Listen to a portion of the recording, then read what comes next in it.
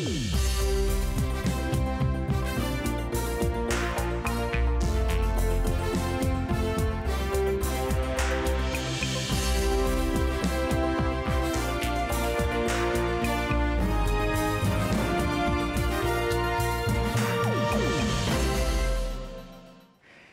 everyone, it's Hong Kong's week of racing, the most important time of the year, with the Longines Hong Kong International Race Meeting coming up this Sunday, and what a week it's been in the lead up so far. We'll preview this meeting on Racing 360, lots to look forward to.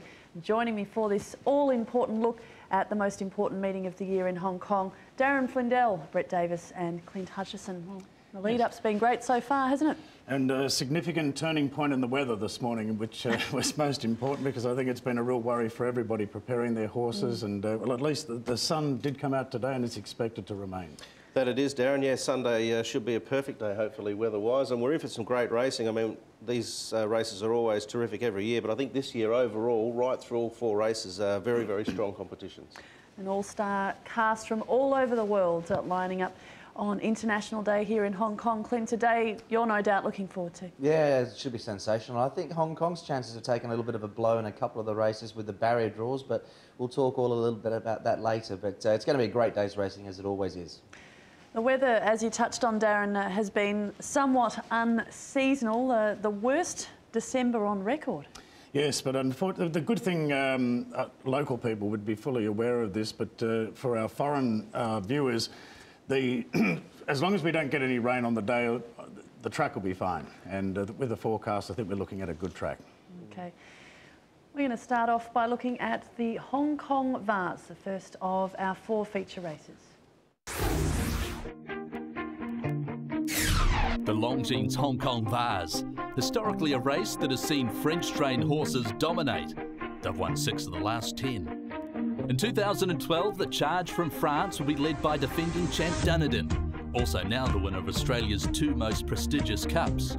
He'll be supported by Group 1 winners Meandre, Shinshong and Bayrer, as well as a Group 1 placed 4-year-old filly Peguera, with her rider Olivia Pellier aiming up to win Vase 5.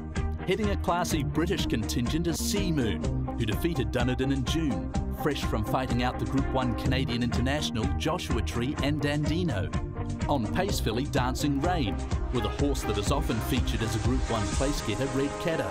For Japan, after missing 2011, Jaguar Mail returns for a 4th attempt at the Vase. Hong Kong's Liberator and Scarlet Camellia will be trying to stave off what looks inevitable, but the Longines Hong Kong Vase will be lifted by connections of a foreign-trained staying thoroughbred of supreme quality. European-trained horses making up the majority of the field and led by the high-class stayer Dunedin, coming off a successful Melbourne Spring Carnival campaign with the highlight win of the Caulfield Cup. And the 2 major draw cards in the race, Sea Moon and Dunedin, both drew beautifully on Thursday morning. Dunedin in 2 and Sea Moon in gate number 3. So it's up to the horses from there. Yeah, interesting to note too that 3- and 4-year-olds have got a terrific record in the race. They've won 6 out of the last 10 runnings of this race. Obviously, as mentioned in that preview we saw before, the Northern Hemisphere have dominated the race for such a long time. Bad weather, Clint, how much has that affected the lead-up for these horses? They haven't been able to give them serious hit-outs. The weather's just been too bad. No, they haven't, Joe, and we haven't seen as many, or any gallops. I haven't seen on the weather some serious hit-outs, but we've got some nice coverage from track work on the actually on the turf. So let's take a look at that now as we take a look at a piece of work here from Dunedin. Look, I think he's arrived just as well as last year from what I've seen. Really nice piece of work this morning, was moving fluently, looks great in the coat. You know, it was the right time of year down in Australia, and I think just thrives on travelling. Meandre, well, yeah, another one that looks fabulous in the coat. Wasn't really tested in too much track work, but I think that Connections would be delighted. He seemed relaxed. He wasn't getting too warm at any morning that I saw, and looked quite well in the coat. Piece of 1200 metre gallop for Red Caddo. Now another one that's a seasoned traveller, Red Caddo, and it's another one that seemed to be moving well. Of course, more recently raced in Japan and fared best of the Europeans, and they'd be happy with that. Liberator, well, hasn't had the ideal prep. The Hong Kong horses never do, but I think Dave Ferraris has done what he can. He worked here, a steady piece of work. He's getting better, I'll say that, but I think he's a little ways off his top. But that was certainly a nice enough piece of work from Liberator. Dancing Rain, well, here she is. She's been clipped out recently. I thought she looked a little dull anyway, to be perfectly frank, and she's going in on a rather light preparation. I just wonder whether she's at the top of her game. I have definitely seen others that looked better. Bayreer, nice steady piece, as I said. There weren't any real gallops on the all-weather track this week, but made the most of the all-weather this day and seemed to be in pretty good order. Tactically, how do you see this panning out? I think Dancing Rain, she hasn't raced in only once in 12 months, but she'd be one of the leaders, Liberator. And now that Bayreer's drawn barrier number 1, he could be pretty prominent as well. Just in addition with the track work there, I don't think the cameras picked it up on Thursday morning, but Pagira went particularly well on turf in a gallop. Okay. Also, Sea Moon's drawn perfectly, so when we take a look at the speed map, I think you'll see that, you know, Liberator, Dancing Rain probably look like they're going to go forward, and Sea Moon can be in a good spot. I thought Joshua Tree would get a lovely run in the race too. Is that how you marked it on the speed map, Clint? Yeah, it's interesting. These are my speed maps, so this is how I've seen the race unfolding, and also the barrier draws are there listed against each respective runner, and then they'll flick over to the prices, and I have priced the race to 100%, so bear that in mind.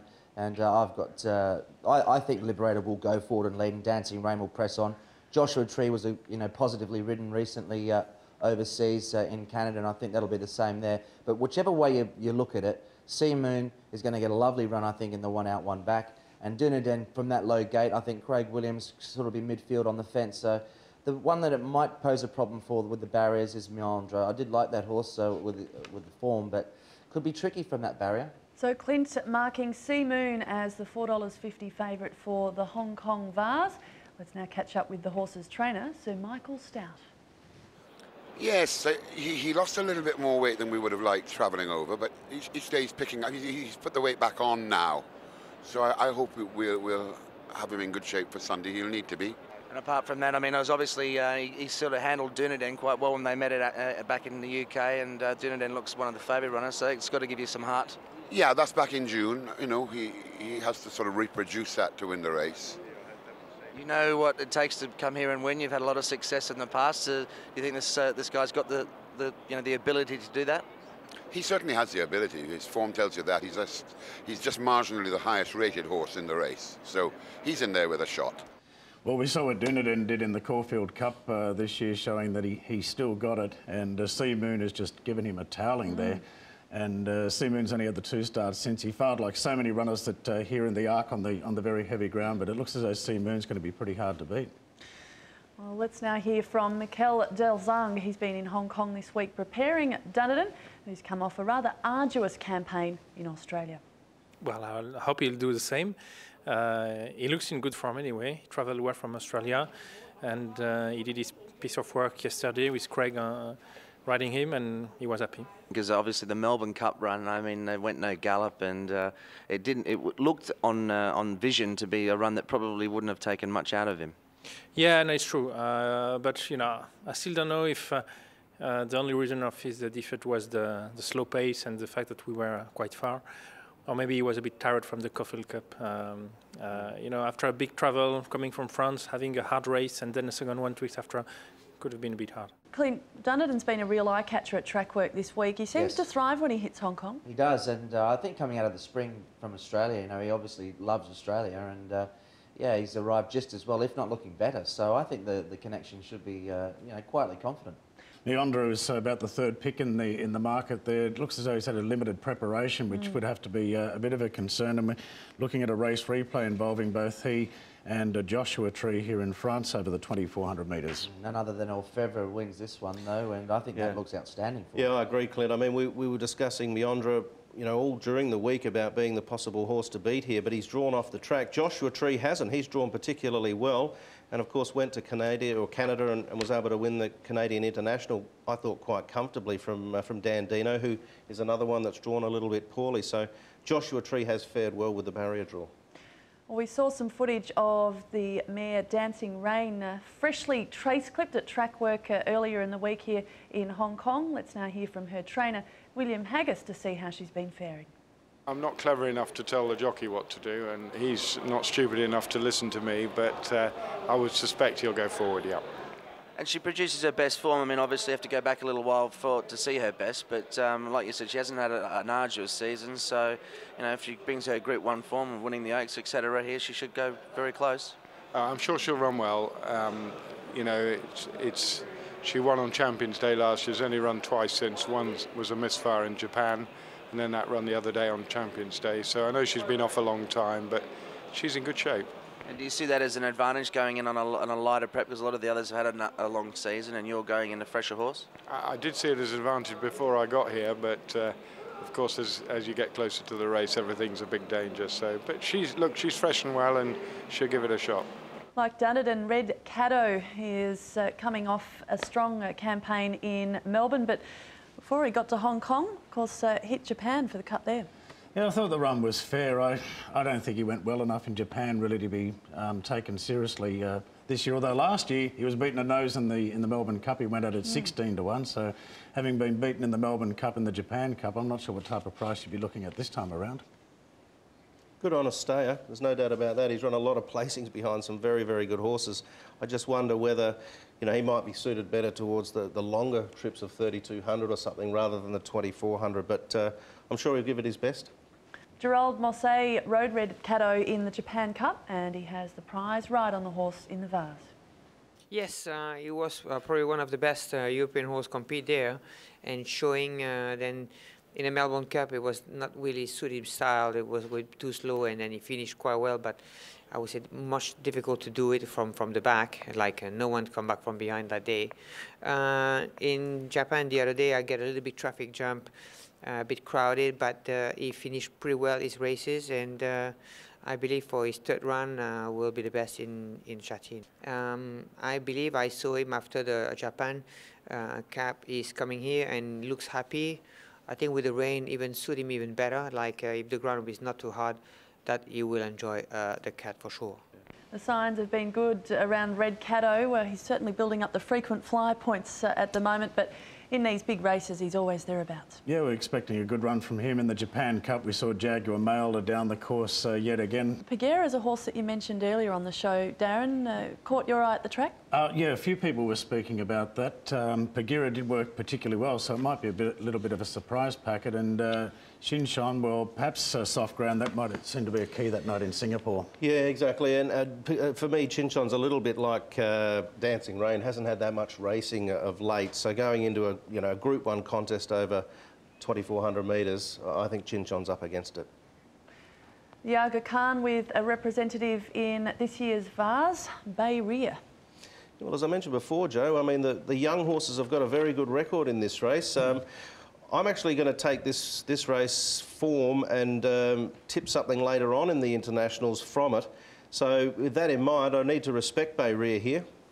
Yeah, at this point it looked as though he might win, but Saint-Noir burst through and was able to draw clear. But Alain de Roy Dupre here with this 3-year-old, and he's got a good record when he brings the horses here, particularly the younger ones.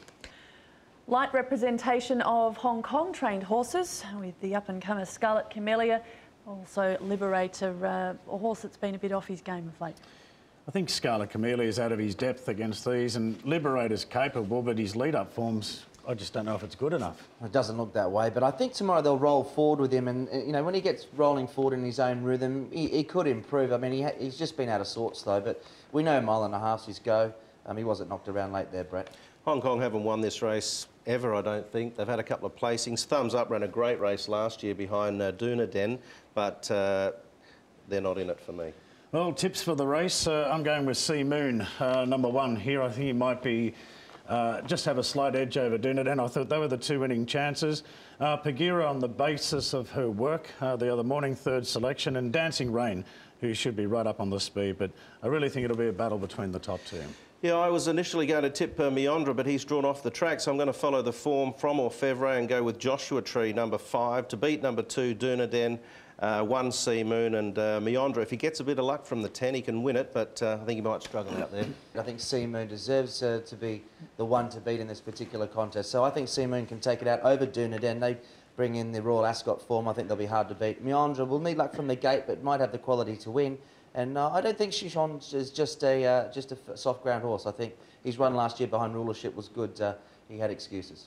So the boys going against it. Dunedin being able to make it back-to-back wins in the Vase. Now, you tipped Dunedin for the Caulfield Cup, I Joe. did. Do you think he can win on Sunday? I think he'll be very competitive. Yeah. I'm playing it safe there, aren't I? Yeah, you can't get into trouble that way. Well, it's not an easy thing for a horse to win back-to-back Vases. Only 2 horses in the history of the race have done it. One of them, the Richard Gibson-trained Dr. Dino.